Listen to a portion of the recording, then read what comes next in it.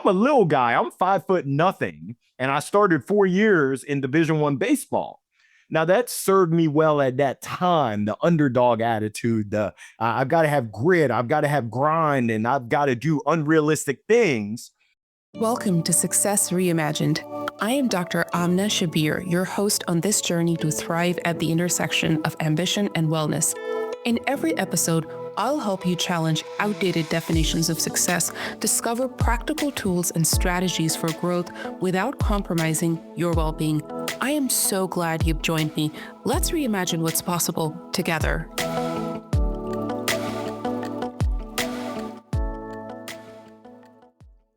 Today, I'm excited to introduce Larry Long Jr., the CEO, Chief Energy Officer of LLJR Enterprises, focused on motivation, inspiration, and most importantly, transformation through speaking and training programs.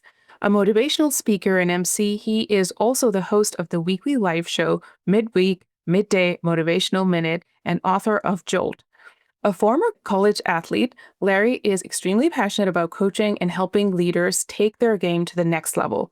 An experienced sales leader with a demonstrated history of success in software sales, Larry brings a unique perspective to the table, understanding many of the challenges faced by professionals today. Welcome, Larry. Oh, thank you so much, Dr. Amna. I appreciate that kind introduction, and thank you for passing the microphone. Happy to be here. I mean, your energy is infectious. I cannot ignore that. The chief energy officer's energy. And also for people who don't know Larry, yes, this is going to be a fun conversation.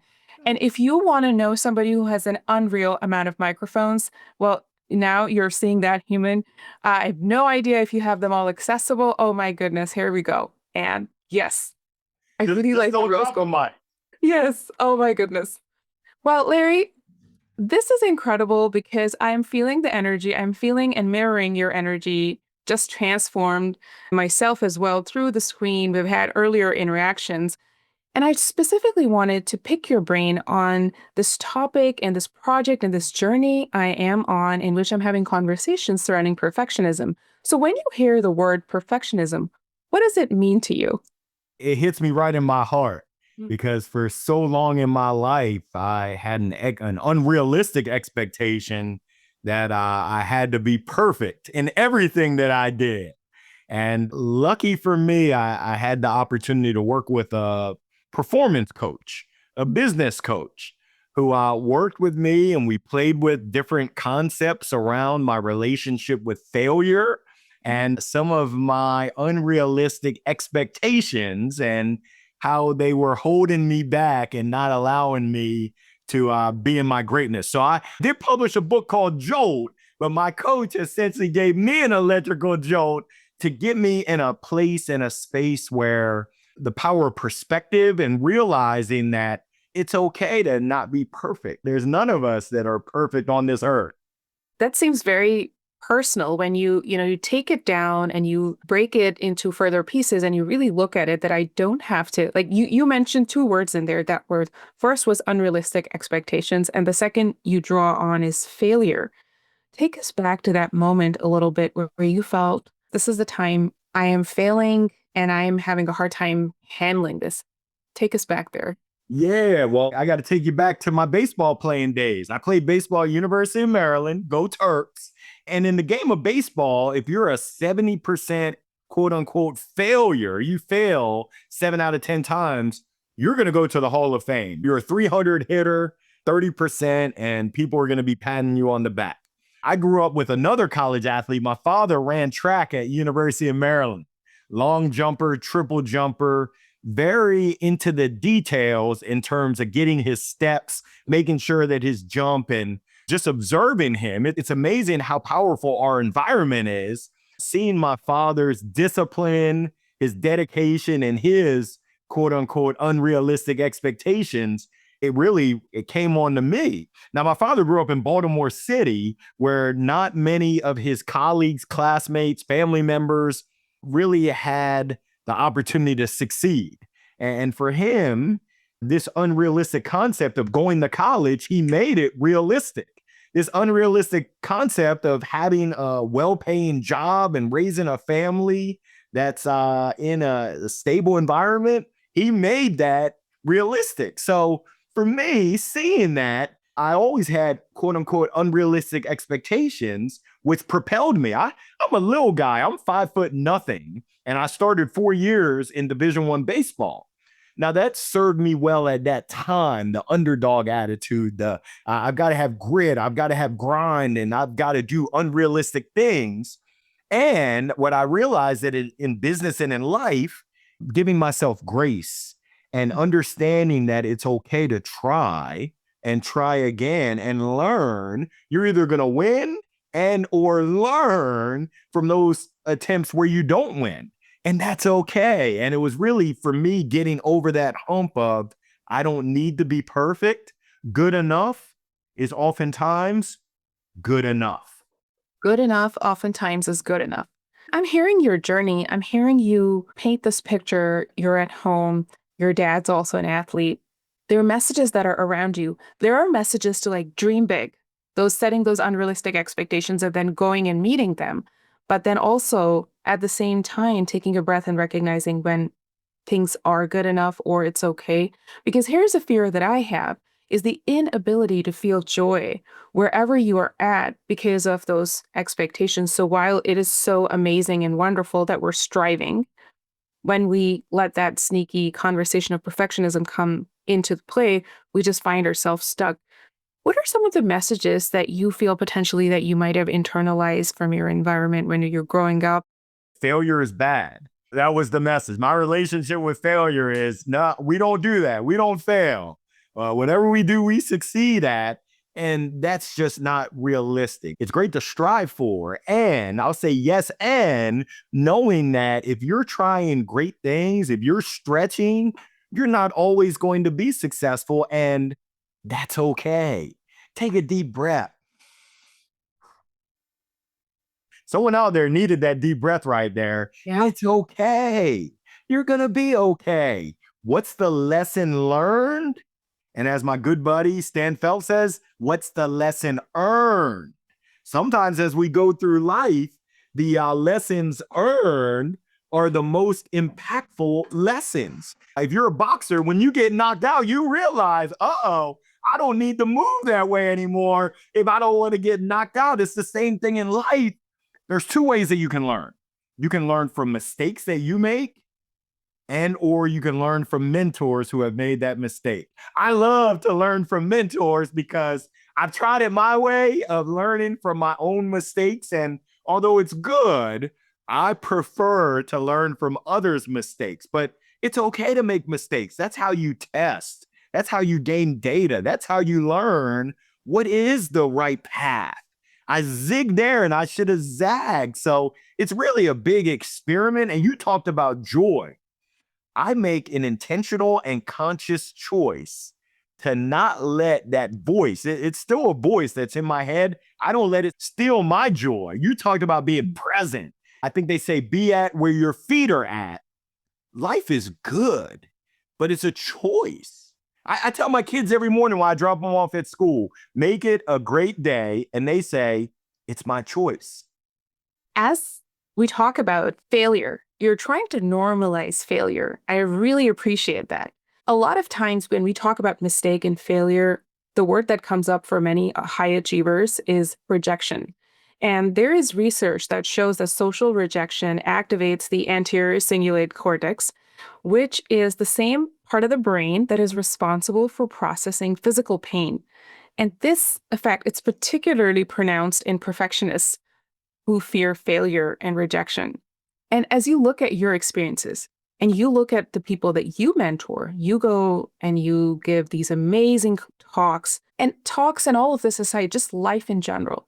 What do you say to somebody who is viewing that and who's really feeling that very real manifestation of pain from rejection? Yeah. First of all, I tell them it's okay. Secondly, I tell them in the spirit of the Olympics and the Paralympics last year, on your mark, get set, go. And go right now. Go right now. And realize that your body is doing what it's supposed to. I think I'm not a psychologist, but I think they call it fight, flight, or freeze. That's what the body's supposed to do. Hey, thank you, body. You're protecting me. But there's no lions around. There's no tigers, no bears. Oh my. Hey, body, I got this. I'm okay. You're doing your job.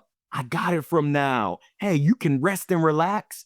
I'm going to go ahead and take this leap of faith. I'm going to go ahead and experience the fear because it is real and it might not be physical, but it feels like it. And I'm going to say, you know what? It's okay. I'm going to still fight through it. So I share with people, it's okay. Let's recognize that the feelings are real feelings. And it's okay for us to say, you know what? I'm good. I got it from here. I'm going to give it a try. I'm going to give it my best shot.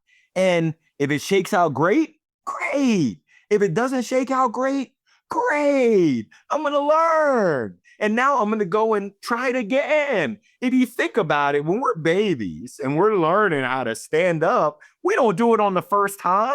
We fall down. But then we find a way to claw ourselves back. We don't just give up.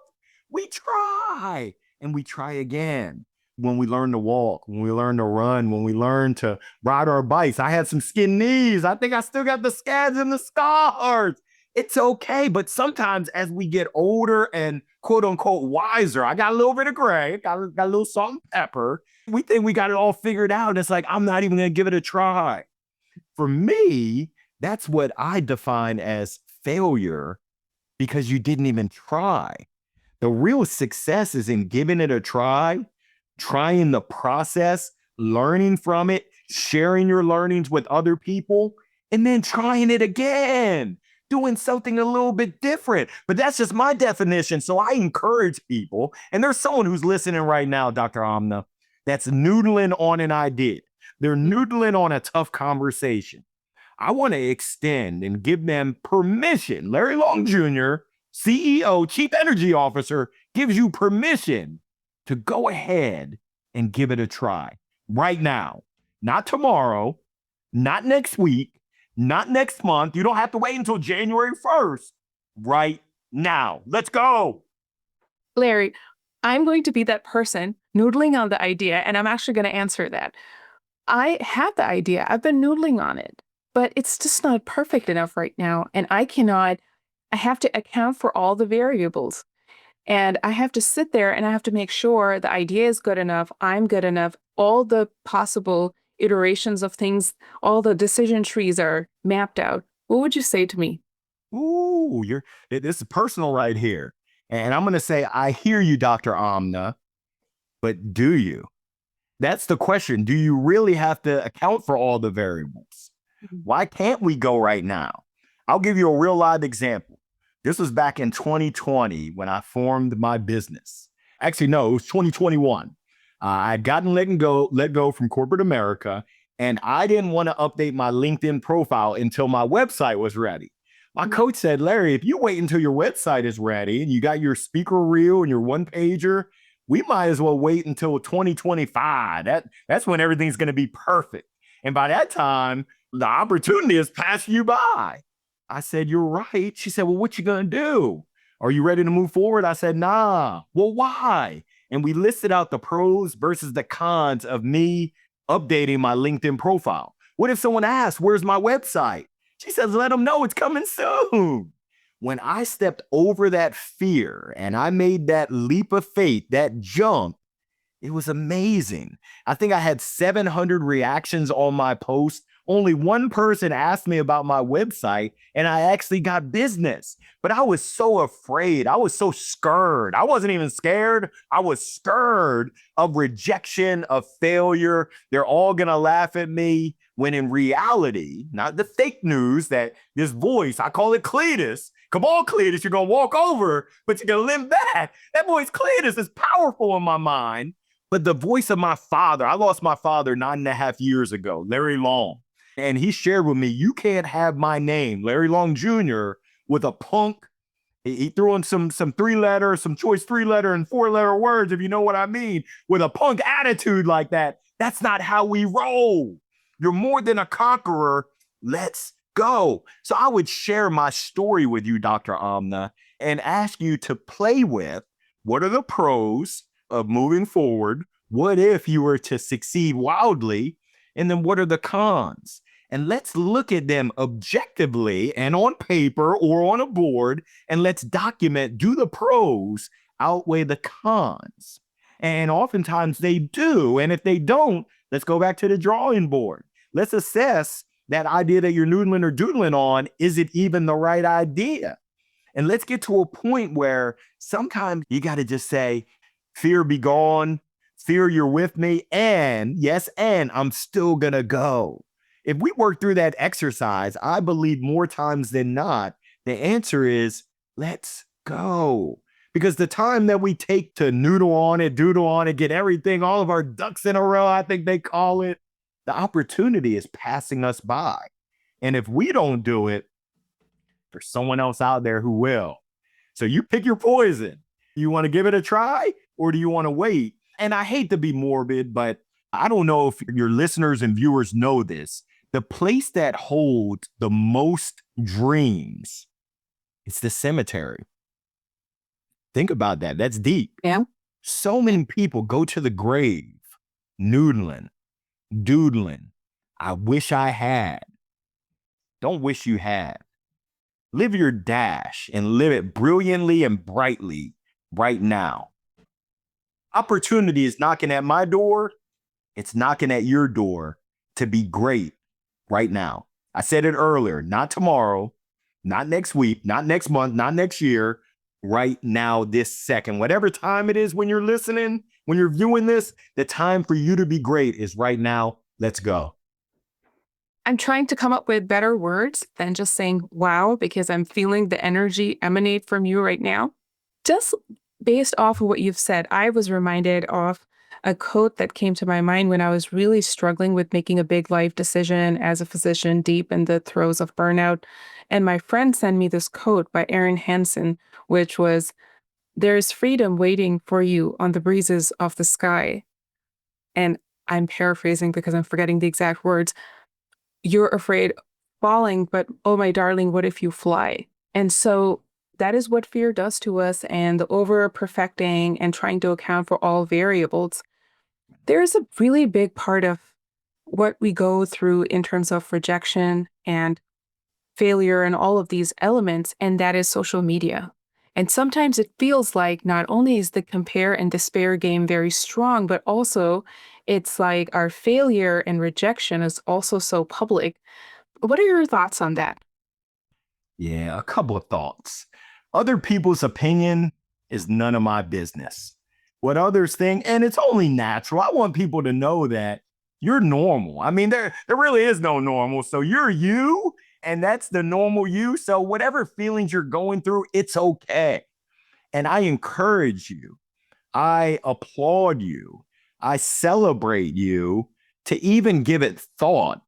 And I encourage you to take those thoughts and put it into action, because oftentimes our greatness is on the other side of us breaking through that fear, fear of rejection, fear of failure, whatever those fears are. And oftentimes those fears, I can speak from example, are unwarranted. They're fake news. They're not real. I think they say it's false evidence appearing real, and it does feel real. You're like, oh my goodness. When I first started doing videos, it was at the encouragement of a mentor. And that's why the power of your environment, the power of your community is so important. One of my many mentors, Morgan J. Ingram, said, Larry, you got to get on video.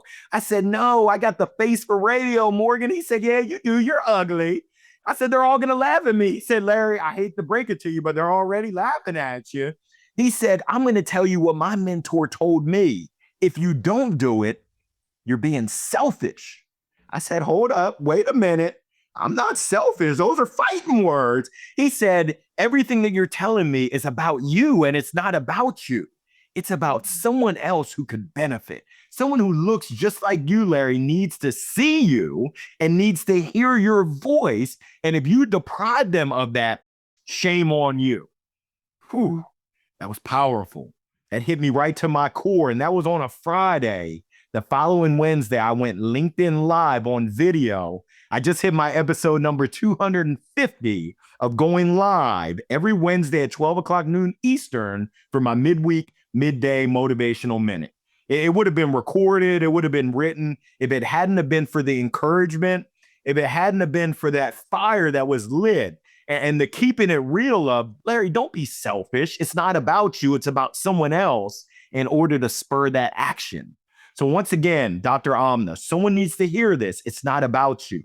It's about the impact that you can have on others that are waiting to hear your story, that are waiting to experience your greatness. Are you ready? I believe you are. You're on this earth for a reason, which is a miracle. Let's go ahead and be great. Don't be mediocre.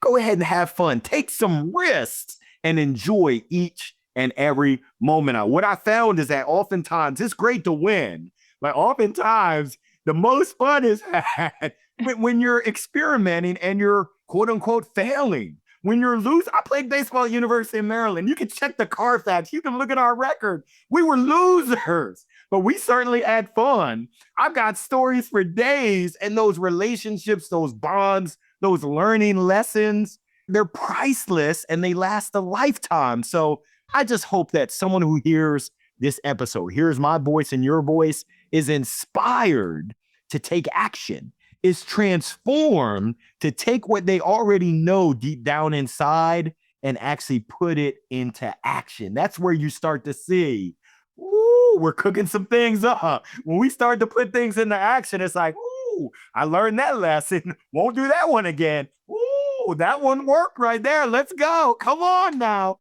And it's so important to do it with a smile on your face. Your attitude, it really does dictate your altitude. That might seem a little hokey. People are like, I don't believe that hokey pokey stuff. I do. What I found is that the better my attitude is, it's amazing how things just seemingly fall into place more times than not. Does that mean I'm perfect? Not even close. But does it mean I'm having a great time? You better believe it. Love that, especially the focus that you're drawing on joy and the fact that attitude does matter. I'm trying to rack my brain and come up with the actual study that I'll research it later. But what they talked about was how the energies of the humans around us affect us. And what is attitude? It is a manifestation of your energy. Like when you walk in, and it's like that saying that all the air got sucked out of a room when somebody so-and-so walked in. It's kind of like that. What are you trying to manifest? And attitude, again, is also a manifestation of your mindset. So there's a lot of actual evidence-based conversation based off of what you just said. I now want to shift gears just a little bit because we all have our very unique journeys, and still circling this conversation on perfectionism. As a Black leader in business, you have a very unique perspective when it comes to the being perfect, the pressure to perform, from being an athlete, from being in business. How do you think that has potentially shaped your just being, like the things that are expected of you? Ooh, that's a great question. It's taking me to a place I don't like to go often, but I will. In the world, let's call a spade a spade. Sometimes folks from marginalized communities need to be 3x, 5x, 10x better than those that might have a privilege and just have greater opportunity. It is what it is. That's both lived experience as well as others' experiences as well. That can be a challenge where you could feel like the odds are stacked against me. The deck is not in my favor, which it might not be. It's okay. Let's play the game. Let's go ahead and roll the die and see what happens. So mindset and perspective is so important. And I've made a choice, and I encourage folks to be intentional and realize that you can make a choice and you can control the controllables. We'll call it tea, since we're here in the South. Sweet tea. You can control how you treat other people. You can control your emotions, and you can control your actions and your attitude. Outside of that, you can't control a lot of these external factors, other people, what they do, and how this situation is. You can't control it. So once you realize that you can release that. Now you can dedicate your resources, your energy, your focus, your mission, your vision on your prize. Where are you going? Keep your eyes on the prize and let's go ahead and give it our best. I think Tony Horton from P90X has this quote that I love when you're doing those pull-ups and struggling. He says, try your best and forget the rest. And I love that. Forget the rest. It's okay. Let bygones be bygones. Let's try our best and see what happens. So yes, as an African-American male, I can't control. I've been baked, twice baked. I got a nice tan and it is what it is. I'm living my life to the best of my ability. I'm focused on how can I positively impact as many people as I can because my time on this earth, it's not about me. It really isn't. That's my perspective. It's about how many other people I can impact generations upon generations to have that impact. It only takes one seed to really create a forest. So for me, that's my intentional vision. That's my mission each and every day. And that's where my focus remains. Where what you focus on is generally where you get results. So all that other stuff, ain't nobody got time for that, Dr. Amna. I don't have time for all that other BS. I'm keeping my eyes on my prize. Larry, thank you for your perspective share on that. I want to ask you about when you look at this wisdom, and I hear you, and even in talking about your book, you talk about the dialogue that we have with ourselves, the voice in your head. And there's research out there that tells us perfectionists are severely lacking in self-compassion. I would love to learn more about how are you driving all this energy up for yourself, for everyone? What is the conversation that you have with yourself? And was it always the way it is right now? And what shifted there? So take us to the voice inside your head. Ooh, you don't want to go there. The research will say, boy, something's wrong with that voice. But chapter 1 of my book, what story are you telling yourself and believing? My book was really a manual to help me get unstuck. I was stuck. I was stuck in a corporate America career and job that I didn't find meaningful. I didn't find purpose in. I put a smile on my face, but I was faking it. And you can't fool yourself, but oh so long. And luckily, I have a partner, my wife, Maria, who challenged me and said, baby, you're not happy. And it took that for me to do a lot of self-reflection. And the research is spot on. I'm oftentimes my worst enemy. And my coach, Kristen Frade, said, Larry, you befuddle me. I said, first of all, I can't even spell befuddle, but okay. She said, you're so positive with everyone else. You're so just uplifting with everyone else. But when it comes to you, and this was when I was writing my book, she said, you're so negative. I'm going to call you negative Nancy, Nelly, and Ned. I said, gosh, is that bad? She said, yeah, it's that bad. She said, you talk more smack and more junk to yourself than you would ever talk to anyone else, and more stuff to yourself than you would ever let someone speak to you.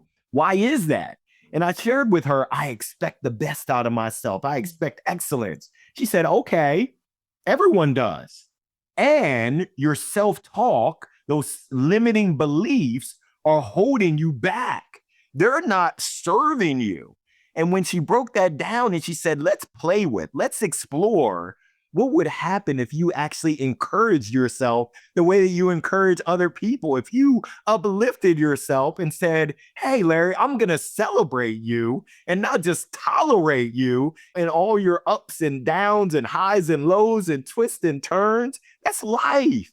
I'm going to be more supportive and we're going to be more just really accommodating, I guess you would say, giving yourself grace.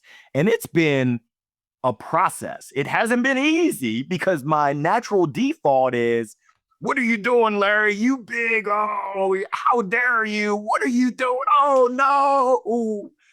That's my natural default. But I've had to sit back, which is tough, reflect, take a deep breath, which is really tough. It's tough for me to slow down and realize, hey, Larry, you're not serving yourself. You're not supporting yourself in the best way possible.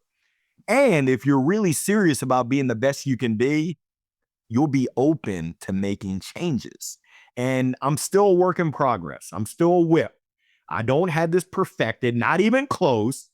And I'm intentional with working on it and trying my best to be as good as I can be. Once again, good enough is good enough. And I realize for me, it's a daily practice because every day there's opportunities. I was just at the gym earlier. There's opportunities to give up. No, Larry, hang in there. You said that you were going to do 30 minutes. Let's do 30. Hang in there. You got it. Try your best. Forget the rest. That's been a process because in the past, it's been like, just give up. You're a failure anyway. Who do you think you are? And it's like, I'm okay. I'm going to do the very best that I can. I'm going to do it with a smile on my face, even through the sweat, even through the pain and suffering, and realize, hey, my health is my wealth. What's my why? I'm not the Black Simon Sinek, but what's my why? Why am I doing this? Why am I on a fitness journey? Why am I putting myself through eating a salad when I want to eat the steak? Oh, goodness. I'm licking my chops. So I encourage others that, hey, if nappy headed little Larry Long Jr., back before my barber was mad at me, if Larry Long Jr. can do it, anyone can do it because I'm going to keep it real. I'm just an average Joe who's named Larry. I'm just an average person. And I believe that you are brilliant and let that brilliance shine. Don't hold it back from the world. Let it shine and shine brightly, brilliantly, and right now. That's my command. I don't like to command people, but I'm going to command people. The world, especially right now, needs your brilliance. You better believe that. I don't have the research. I know you do, but I have the lived experiences of knowing we need you and you've got it. You got it inside of you. You were made with greatness. If you're listening to this, you're already great because you've been through some stuff and you've proven that tough people, that's you and you and you and me, are greater than tough times. Come on now. Thank you, Larry. I have to add over there, you said celebrate versus tolerate, which was such a great both wordplay and a way to view the way we have these conversations with ourselves. I really appreciate that you invited us to look at the process, that it is a process, because self-criticism and self-compassion has been the most rewarding and most challenging frontier that I've personally been on as well and it continues to be a process. With perfectionism and with all these conversations, one of my primary purpose is to draw the listener and the viewer in to the point that there is no one, I'm going to flip the switch and everything's going to be fixed. There's no instant success. There's no, I'm going to give you 3 tips and hack your way through everything. We are all humans. We're all flawed. And focusing our energy on the process and the joy and the journey, which is unfortunate, like when I'm especially sitting with these extremely smart humans and we're having these conversations, such as the one we're having right now, the word that keeps coming up again and again is discontent because we can do more, we can be more, we can have more, and then we are going to resort to beating ourselves up in the process. I always like to ask, when is enough? You talk about more, there's always more. You talked about it earlier, comparison. Sometimes we believe the hype. If you look at social media, I can't speak for others. Sometimes when I look at social media, I wonder to myself, am I the only one who's flawed? Am I the only one who has stuff? I'm gonna give PG-13 stuff going on in my life because everyone else seems so perfect. They have it all going on. And what I realized is you're only seeing one portion of what people want to share. And oftentimes they don't share the messy stuff that goes on. I mean, I got a mullet outfit, a mullet office right here. It looks good on the top. But if you were to look down, you would be like, oh, good, googly moogly, what in the world? So when we look underneath the hood, under the covers, it's like, whoa, now I see why they don't share that part. And it's okay. I encourage people, don't compare to other folks. You never know what they've been through. You never know what's going on. Find the joy, the content, the satisfaction, the meaning in living your life, staying in your lane. And this isn't scientific, but be you, boo. Do you, boo boo? Yeah, I'm giving you permission and enjoy it. Life is meant to be enjoyed, I believe. That's my philosophy and that's my choice. Every day I wake up and it's my choice that I'm going to love life. I ask myself this question every morning. It's a quote from Dr. Martin Luther King Jr. Life's most persistent and urgent question is, what are you doing to help others? So for me, that's how my day goes. Larry, what are you doing to help others? Larry, what did you do today to help others? If I can't answer that question, back to the drawing board. We need to make sure that we have a more fulfilled and meaningful day. And thankfully, after we go to sleep, we get another opportunity. This is wonderful. You are so right. Spot on. And this beautiful quote by Dr. King and the way you're articulating it, Larry, is also something I've been thinking about is, in a way, because of all this individualism and this emphasis on all the things you should do and you could do, we are, in a way, becoming a bit more self-absorbed. And that's a question I was actually going over with my own coach with. I am worrying about all these things like I need to be perfect. I need to be the best doctor. I need to be the best mother. I need to be the best coach and business owner, blah, blah, blah, all my other roles. Am I being too self-absorbed sometimes in a way? And guaranteed all those roles as a physician, as a coach, as an entrepreneur, I'm serving others. But there was this moment where I felt bit myopic that I'm really focusing on what's really going on in my head, and having that perspective which allows us to step back is wonderful. So with this, I want to invite you to share any parting words of wisdom as we wrap up for today. And how can our audience connect with you, learn more about you, get some of that energy going in their lives? So my parting words, we just had a great conversation.